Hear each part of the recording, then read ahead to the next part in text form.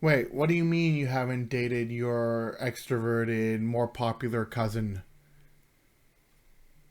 Hello, everybody. It's just I, your friendly neighborhood INFP, and today, of course, I'm going to be talking about INFP with ENFP, which is honestly, if it's not the ENFJ, this is probably going to be the favorite choice of a great many INFPs. A lot of INFPs idolize this pairing. This pairing, if you were to ask an INFP what their favorite pairings are, it's either going to be ENFJ or ENFP. There is no in between.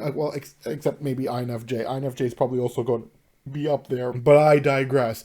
Very popular pairing, and this is a almost a synchronizational pairing. Is that the right word I'm using? It's going to be one of those pairing where you're going to understand each other really well. Like, it's going to be one of those things where whatever the INFP is talking, the ENFP is likely saying, and whatever the ENFP is saying, the INFP is already likely thinking.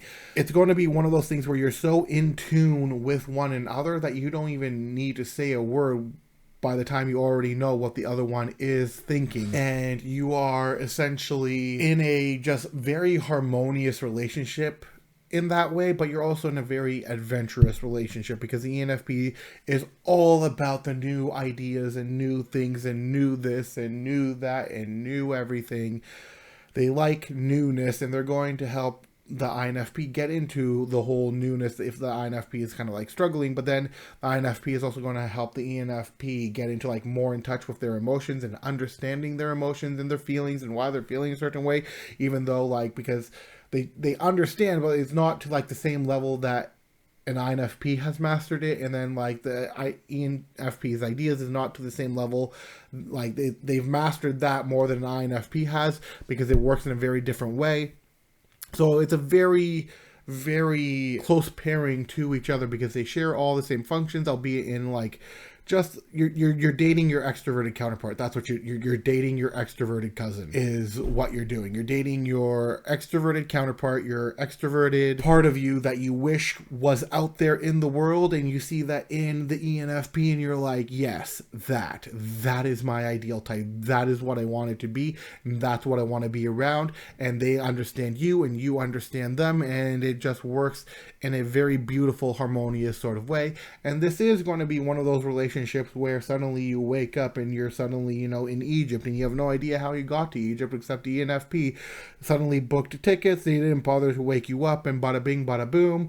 They've, dragged you half asleep all the way halfway across the world for some kind of epic adventure that they were already excited for.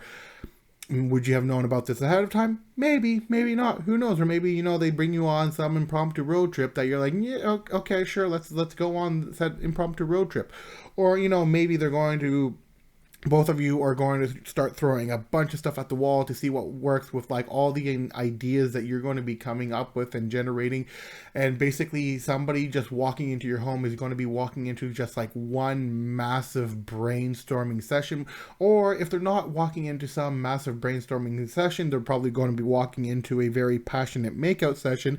And if they're not walking into a very passionate makeout session, they're going to be probably walking into a very deep conversation about feelings, the universe, existentialism, philosophy, psychology, and all that cosmetology and all that lovely stuff. Heck, maybe even some astronomy in there as well. Whatever the case is, and just like, the type of conversation where an INFJ or an INTJ would love to be a part of or to witness because they probably join in due to the number of things that you'd be talking about. But the problem is that you'd be talking more like a group of people. You wouldn't stay on the subject. You would not stay on a subject for a great length of time because something would trigger either of your attention, and boom, you're off to the next topic, off to the races as they were, and you're going to be talking about the next thing until the next thing that distracts you or gives you an idea about something and then brings you on to a different topic that then brings you on to a different topic that then brings you on to a different topic, and people won't even know how to catch up to you because you're going to be jumping from topic to topic to topic to topic to topic, except suddenly you're back to the same topics that you were starting at the beginning when other people are going to be thinking you're at the last topic that they're going to start talking about. Then you jump back to the original topic because it reminded you of the original topic, so you go back to the original topic, or maybe you forgot something about the original topic. Being around the both of you is going to be potentially very mentally exhausting in that regard, especially if you can't keep up with the constant bouncing around.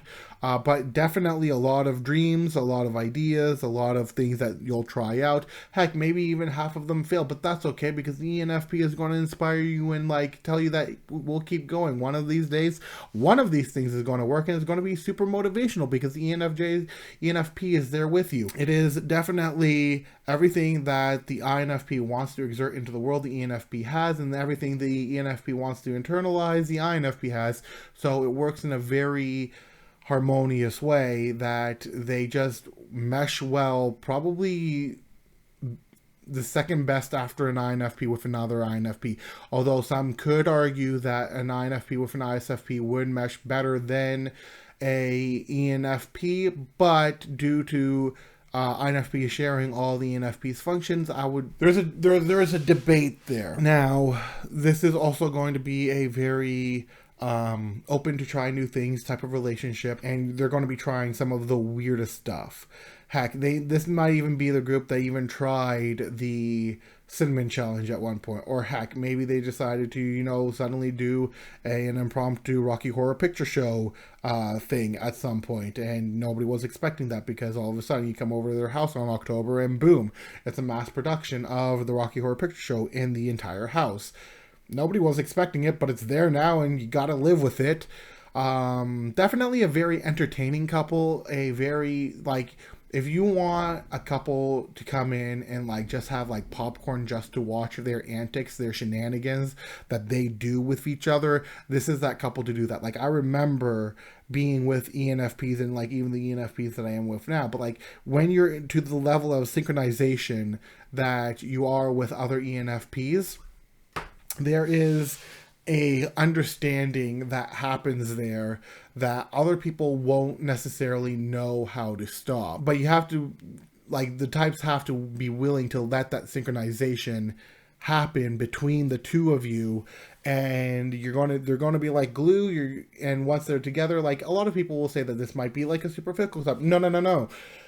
When these types are together, they're going to be permanently together. They're going to be very loyal to each other, and they're going to care about each other quite a lot. And each other is going to be definitely part of the other's value systems. It just, may happen to be that somehow the ENFP ended up somewhere else and the INFP is stuck at home, and then suddenly this epic adventure happens in which you're suddenly jumping through a hoop full of fire to get to the other person. You have no idea how you got there, but you're there now, and it's the ENFP jumping through the fire trying to get to the INFP. Prove me wrong. With that being said, on to the last two videos.